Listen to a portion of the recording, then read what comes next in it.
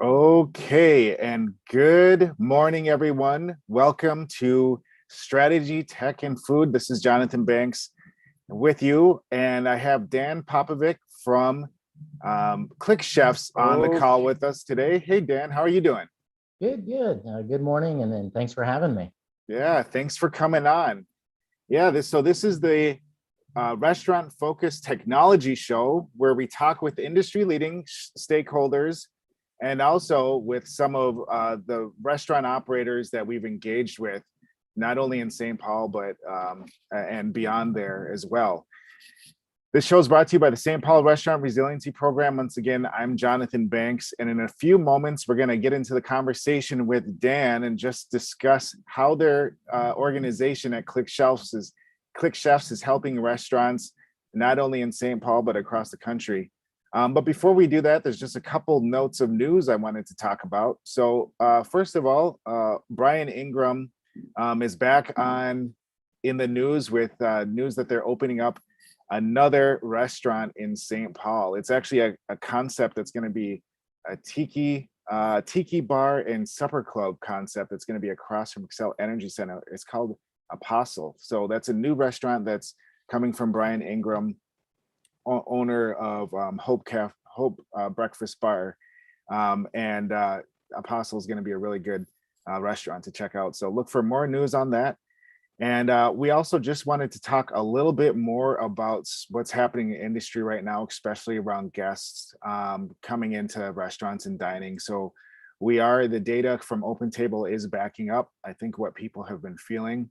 And that is that folks are becoming more hesitant to be dining indoors again, unfortunately. So it seems like it's time to prepare for another cycle of takeout, delivery, and really putting emphasis on having a strong tie with your guests, making sure that you're in communication with them via email, via social media. Let them know that you're open, your hours, what your hours are, how you can deliver, if you have a patio, so on and so forth. All these things that we've become accustomed to doing to making sure guests feel safe while enjoying the great cuisine that we're putting out there. Really interesting. We actually hit a peak in reservations, according to Open Table, back on um, June 21st. So we actually hit a peak. And since then, reservations have started to decline.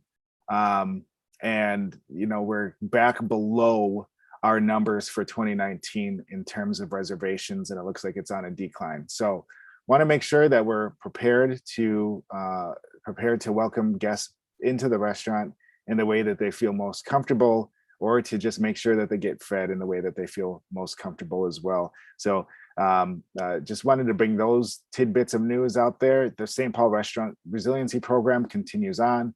We have 18 restaurants in the program. We're looking to engage with a couple large cultural districts this fall in St. Paul as well, to make sure that we really have a strong presence and support for restaurants across the city, especially restaurants that might still be kind of suffering from the first shutdowns in the restaurant industry, to make sure that folks have the support they need. So I think that's all the bits of news that we have to go to today. So I would definitely love to get into the conversation with Dan. Dan is joining us from Click Chefs. Dan's the principal of Click Chefs. And Click Chefs is a cloud-based solution designed to leverage consumer insights to personalize the experience, create closer connections with chefs, while also improving delivery and kitchen efficiencies.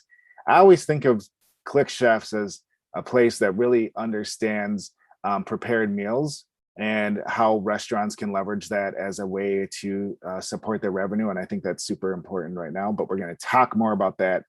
Dan, how are you doing today? Good, good. Super busy, excited to be here, and yeah, probably a lot to talk about. We've had some interesting, exciting updates ourselves to kind of talk about, and Mhm. one of the things you highlighted, I like what you said a minute ago. It's unfortunate to hear about those numbers, unfortunately. And it's probably one of those things that we're just going to kind of start to see. But you mentioned, as you were talking about those numbers, that the importance of communication and being connected with the consumer. And you're spot on with that. I mean, that is something we learned when we operated our own meal delivery service in Atlanta. We had a 5-star rating, and like you said, it was close communications, what I call social communications, and that's key and paramount. Yeah, totally, totally. Well, I'd love to hear a little bit about how your platform helps with that communication, what type of role it plays. Let's just take it back a few steps, right? So, Click Chefs, what is it? What problem does it solve? Okay, yeah. Couple things, and I'll kind of touch on our evolution. I mean, we started off kind of like the description you mentioned there, as a food technology platform. And there's a lot out there. And I'm sure with restaurants and food entrepreneurs, it can be overwhelming. Just a lot of choices. And where we are really spending most of our time and energy on is ClickChefs is now what we're calling a social marketplace. Okay. You're going to start to hear more of this concept of social marketplaces. I mean, there's other industries out there doing that today, but we're creating kind of this mechanism that puts the consumer and chef more in touch with each other, not just a typical e-commerce platform that, you know what, I can buy menu items, I can have it delivered. That's great. There's a lot of solutions like that, but that kind of takes away um, the personalization, for lack of a better word, being, like if I was buying entrees from you, Jonathan, I'd love to be connected with you. And hey, this meatloaf sandwich I had this week, Jonathan, was awesome. Keep it up. I hope it's on the menu next week. So we're creating more of that social marketplace that creates that closer connection and dialogue between the consumer and the chef. So that's one area that we're focused on and that we're helping with. The other area, couple areas, is we've always been more geared towards that planned production and planned delivery versus the on-demand model. And there is a hybrid for that, and it really kind of depends on the restaurant or the food entrepreneur, right? You kind of step back and look at your strategy. Do you want to be in the kitchen every day wondering if an order is going to come in and get that delivered, or do you take more of that planned production, planned delivery, which really helps with scale. So Right. that's another area that we're helping, is because of that planned production, planned delivery, you can kind of create more efficiencies within your kitchen. You can have a greater delivery radius. If you look at a lot of these providers today, you're kind of limited to about a 5-mile delivery radius. This now gives you a chance to get 30, 40 miles of a delivery radius. And then, as you said, when you get as you're seeing the numbers tick back down, unfortunately, and I'll speak for Atlanta, I can't speak for Minneapolis, so definitely want to get your take on this, Jonathan. Atlanta's got a lot of phenomenal restaurants. Yeah. Most of the folks come from the suburbs down into Atlanta to eat. Now, if that goes away, I don't really have a way of getting the food anymore. Because I live 20, 25, in my instance, I actually live 45 miles north of Atlanta. So that's where we help as well with that planned delivery and planned production. So it's really creating social connections, creating more of that dialogue between the consumer and the chef, and really helping them effectively scale their entrees. And it's different. It's refrigerated, and I don't know if when you and I spoke last, if we talked about this, we may have. We're excited about the frozen entree category as well. That's gonna be a great way for chefs in Minneapolis, or even Atlanta for that matter, that, hey, if I've traveled to Minneapolis in the past couple of years, there's a favorite cuisine of mine up there that I'd love to get. I might be able to get it now sent to me here in Atlanta because it comes as a great frozen entree. I think yeah, go ahead there. No, go ahead. I was gonna say, those are some of the areas that we're really focused on with Click Chefs. It's really about the chef and creating that, closer connection. Yeah, I think this is really the amazing part, because sometimes chefs are busy, operators are busy. They not only have to worry about the guests in front of them, but the guests that they want to get into the restaurants as well, take care of the staff, take care of everything that's coming in and out of the restaurant. Adding prepared meals to as something they do can seem quite onerous. Adding frozen meals is something that they provide can seem quite onerous. Um, what does that conversation with the restaurant operator go like to really explain what that experience is going to be and show the promise on the other side of, okay, once we do some of this work and and do some of this preparation, we can actually be sending these meals to guests 45 miles away, so they're, if they're not willing to drive in, you can still make a sale in, you know, the outer ring suburbs, for example. Yeah, no, and that's a great question. And that's where we try to really come in. And like you said, they've got so much on their plate already with everything that you described. And you don't want to add to that plate. You want to make it as easy as possible. And they're probably already have a lot of entrees that they make today that they're already making these entrees that are easily refrigerated. It's just a matter of sticking it in the refrigerator. And it's honestly, it's as simple as that. Even from a frozen food perspective, we had an Italian chef that made some amazing handmade, excuse me, noodles, and we tested her entrees to start with. Obviously, you want to do like a 2-week test from a frozen perspective to make sure, yeah, these are going to hold up, the shelf life and everything's going to work out. And it turned out amazing. And it didn't really add to her. If anything, it kind of reduced the stress because now she had the ability to effectively watch that entree each week and kind of plan it out accordingly. So now she could say, you know what, I'm going to create 50 of these. And, you know, she doesn't have to worry about wondering, or am I going to sell these 50 or not? And that's it. Mhm. You stick in these entrees. So it's not really too much of a stretch from what they're currently doing. But it certainly helps with the efficiencies. But as far as deliveries go, that's really where we come in play and help as well. That's an interesting probably topic to spend a lot of time on, talking more about the delivery logistics. We have partners. We're seeing restaurants do these hybrid models. I don't know if you subscribe to that food on demand website. I just got some interesting research today talking about some of these hybrid models where restaurants are starting to take the deliveries on themselves because of that personalization, which is smart. Right. But they're also with Uber Eats. But if you think about it too, if again, to your point, not that you want to add to your day-to-day operations and resources, but it's actually a unique way that they can make some additional revenue if they have a way of doing the deliveries themselves. Mhm.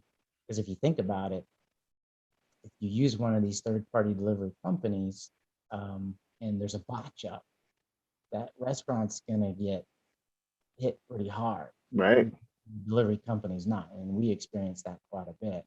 Um, so that's where with the technology too, it provides those integration points that, yeah, if you want to do a hybrid model and set up your delivery team, you've got the infrastructure for that. Or so we're with Quick Chefs, we're trying to make it as easy as possible, like you said, that you're not adding to your day in and day out operations, but with the planned the refrigerated entrees and the frozen entrees, it is more of a planning Yeah. process, which really helps with planning out your week more effectively.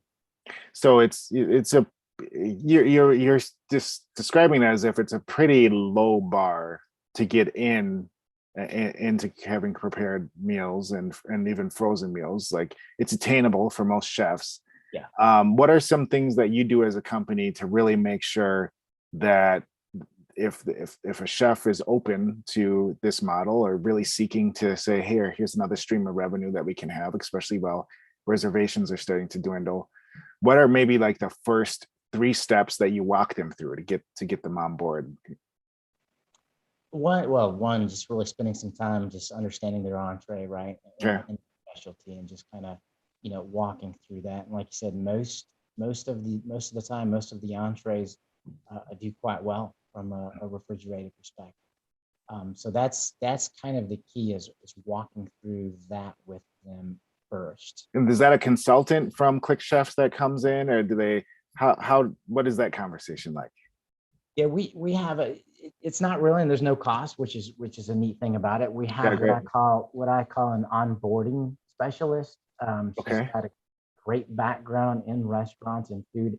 It certainly isn't me because I'm the technology guy. Okay. Yeah. um, and can eat this stuff, but she's got a great experience in the background. She uses a tool called Recipal, which I'm sure probably a lot of you folks are familiar with, and Sure. nutrition labeling.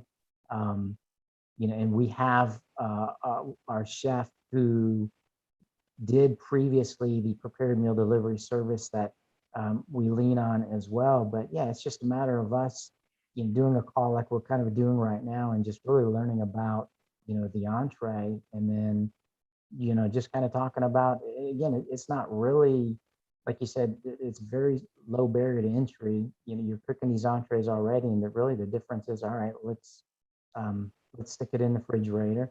Um, the planning and the production of it, though, and I should kind of qualify that it's not as simple as, what, I'm gonna make the entree today, but it doesn't actually get delivered till Saturday. Well, that's not a good thing. You don't want somebody eating, an item that's 5 days old. You're right. Uh, so that's kind of the next step is, we start off with maybe 2 to 4 entrees to start with, just to, get accustomed to things and how it works. Because when you think about the delivery radius, you could get hit really hard fast on, in a good way, the number of orders. Mhm. But it's more, let's start with a couple to start with, and get that cadence going. And then we kind of talk about the planning process that typically how the platform is set up, the deliveries occur on Saturdays, Sundays, Mondays, and Tuesdays. But the chef can say, you know what, I'm going to try these 2 items first. Let's try Saturday and Sunday delivery and see how that goes. Okay. And let's say they tried Saturday delivery. Friday at noon is basically when the cutoff would occur. So basically what that means is today's Monday. If I went and I saw your entree available for Saturday delivery, I can order it now, but obviously I wouldn't get it until Saturday. So the chef sees this, is like, okay, cool. I got an order today. I got 2 tomorrow. I got 3 on Wednesday. So as the week goes on, you're seeing these orders come in. So then typically Thursday afternoon is when now you start to produce that item, or Friday morning. And then you put it in the refrigeration. And we supply the containers. We have Good. eco-friendly containers that really help with the shelf life. And that's another area we have a lot of restaurants that have actually moved to that eco-friendly container. So Mhm. they don't necessarily have to get it from us, but a lot of them haven't. And then we also have coolers and ice packs that these entrees go in. So we're really walking them through that stage, but with the notion of, come up with the entrees and the items. Let's try a couple in the first couple of weeks. That's kind of how the logistics works. And that's it. That's all they have to do. We pretty much end up taking care of the rest. Wow, that's amazing. So let's just, an example would be, there's a Saturday order coming in, and then, so I know on Thursday, could I just do something as simple on Thursday? If I make, 3 steak entrees, make Yep. 3 extra to go in the refrigeration to be Yes. delivered. Is Yep. it that simple? Yeah, and we've seen a lot do that. Yeah, they'll make a few extra in advance, like you said, just to watch. Since it's noon cut off on Friday, Yeah. or they can come back and say, you know what, I'm gonna set a target of 10 for this week. So then when the 11th item goes to get ordered, it can't. Yeah. So Out of they stock. sell it. Yeah. And then the other thing we haven't touched on, which we're building out on the back end, is the analytics. We've got about 8 years of data on close to 3,000 different types of entrees, and we're leveraging that analytics to help the chefs in the restaurants with these optimizations. So if it's a chicken tetrazzini, for lack of a better example, that they post on the menu, Labor Day weekend. Well, we might have analytics that say, well, that item doesn't really do good on Labor Day weekend based on prior, Mhm. purchasing habits. Try this. Or if they put an item on there, you would expect to sell X quantity this week. So we're working on the analytics on the back end to really help them um, control their cost a little bit better. So it's less of a, it's not a guessing game. I mean, you're watching, but you can plan the week out a little bit more effectively. Yeah. Well, I mean, all the data is helpful. And actually, I wanted to talk a little bit about data as well. One is, uh, how do we know that ClickChefs is benefiting restaurants? What data have you seen coming out of maybe some before and afters, or some specific use of click revenue from ClickChefs? What have you seen that's showing that it's working for the operators who take it on? Uh, Really, the movement of the entrees and the number of Yeah. consumers coming back. I can give two. We've got a lot of good examples there, but I'll throw two in. I'll go back to my Italian chef. When she started the very first week, this was new for her. It was more restaurant, a hotel chain, and all of a sudden, so she put one item on there. I forget exactly what it was. It was a um, Italian dish that I thought was going to do quite well. And within the first week, she probably moved about 250 of those items. And she quickly went from one entree to, I think she was probably averaging about 12 entrees. And she was doing close to 20K a month in food sales.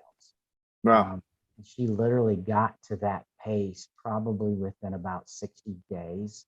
Um, and then we have another one that recently joined the market, and her images are phenomenal. And that's another thing that we actually touch on with the restaurants and the chefs. People eat with their eyes, and her images are amazing, and she's killing it. She's another one that she's got about, I think she's got about 6 items is what she averages, and each day being just a 4-day weekend, because she's just on there 4 days. She's typically each of those items, she's probably moving about 15 to 20. So, wow. several hundred there as well. So we've seen a lot of great success, and it helps them also um, control their costs too, is what we're hearing from a lot of them, that it's helping Yeah. them kind of plan their week out a little bit more. Um, they're also getting access. This one kitchen does a lot of uh, sales with customers up in North Georgia. So it's literally 30, 35 miles away from her, and they wouldn't have known anything about her otherwise. Right. So yes, we've seen a lot of great data points on increases in sales, and then, the help with, their day in and day out operational costs as well. Well, that's awesome. I mean, I think about the restaurants that are adopting this, and those numbers really speak for themselves, right? If you're doing 20 items, that's a handful of tables that you've served, right? Through those 20 entrees. So that's excellent. If you could add a handful of tables every week, why when isn't that something you'd want to do? I'd assume so.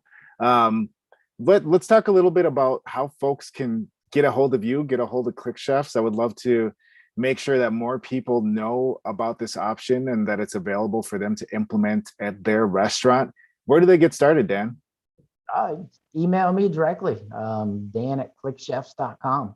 And I get intimately involved with everybody right at the get go. And I want to see everybody's success. I mean, that's really, the end game here is that success. And but yeah, it's simple as just sending me an email and getting started. Okay, so send Dan an email. It was dan@clickchefs.com. Yep, dan@clickchefs.com. What types of things can you learn on the website? That's a good question. As much as I hate to say that, I'm not sure that there's a ton actually to learn on the website. We can certainly we've been so mirrored in building it out and getting the social component created and just the back end logic. It's a lot. What I would say is type in an Atlanta zip code, because if you type in a Minneapolis zip code, you're not going to see anything. Okay. Because we don't have any restaurants up in that area right now. And what you would definitely want to do is type in like 30096, for lack of a better zip code example. And that will show you some great, give you ideas as to what the other food entrepreneurs and chefs are doing on this platform. Yeah. And that right there to me is probably the best learning, is just look at the existing menu, because I'm sure what's on there, a lot of folks up in your area are probably already doing today. And honestly, that's what we tell everybody to start with, is just go look at those entrees. And then you're like, I serve that. Yep. Yeah. Yeah. And then you have a candidate. Yeah, that's great. That's super great advice. So go to ClickChefs, type in 30096 and see some of the cuisines that are available through ClickChefs. And hit Dan up at dan@clickchefs.com. It's been really nice talking to you again, Dan. Thanks for joining us today. No, absolutely. I appreciate this. It's a lot of fun. Definitely love to get back. There's so much to talk on this topic. There's something new happening every day, something new coming out. And like I said, I know it probably, as you mentioned, it could be overwhelming because you've got so many technology choices and solutions and all that stuff, and where to get started. It's and that's where I love, that's not to be a nerd. That's where I geek out. I'm the technology guy, so I know how these things really operate. And yeah, it's I appreciate you having me. Yeah, so we'll be in good hands with you and your team. And yeah, thank you so much. It's been a pleasure talking to you. We'll be back next week, same time, 10:30 on Monday, for more strategy, tech, and food. Thanks so much, Dan. We'll see you soon. Thanks, everyone. Thanks, Jonathan.